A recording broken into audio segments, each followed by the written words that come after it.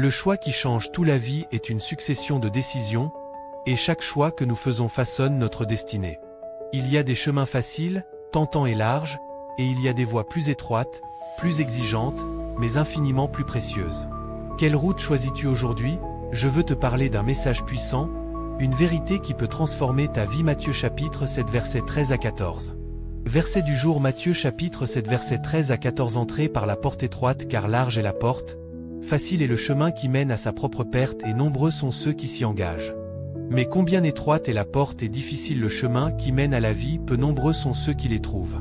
Passage de l'Écriture. Entrez par la porte étroite, car large est la porte, facile est le chemin qui mène à sa propre perte, et nombreux sont ceux qui s'y engagent. Mais combien étroite est la porte et difficile le chemin qui mène à la vie, peu nombreux sont ceux qui les trouvent.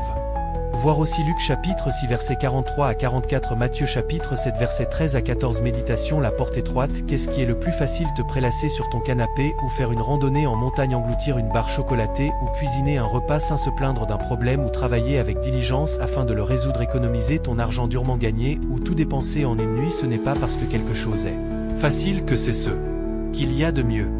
Jésus le savait. En fait, il a souvent choisi sciemment le chemin le plus difficile, avec un but précis, plutôt qu'un chemin facile et dénué de sens. Il a dit: entrez par la porte étroite. Car large est la porte, spacieux est le chemin qui mène à la perdition, et il y en a beaucoup qui entrent par là.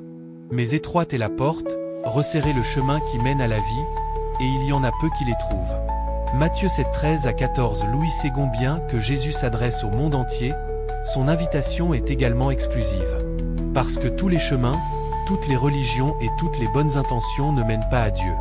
Jésus ne sous-entend pas que nous puissions gagner notre propre salut en cherchant le plus ardemment, en grimpant le plus haut ou en priant le plus longtemps pour trouver une porte insaisissable. Au lieu de cela, Jésus l'exprime clairement dans Jean 17, en disant: je suis la porte. Le chemin menant au seul vrai Dieu, créateur de ce monde et celui tenant ta vie dans sa main, et par Jésus-Christ, qui t'aime, qui a donné sa vie pour toi et est ressuscité des morts, pour que tu puisses vivre. Tu ne peux pas gagner son amour ou son salut, mais tu peux accepter son don de grâce et entrer par la porte étroite. Oui, il est plus facile de parcourir les réseaux sociaux que de réfléchir au sens profond de la vie. Il est plus facile de rester occupé et distrait que de confesser et de se repentir de ses péchés. Il est plus facile de rejeter Dieu complètement que de lui confier ton âme.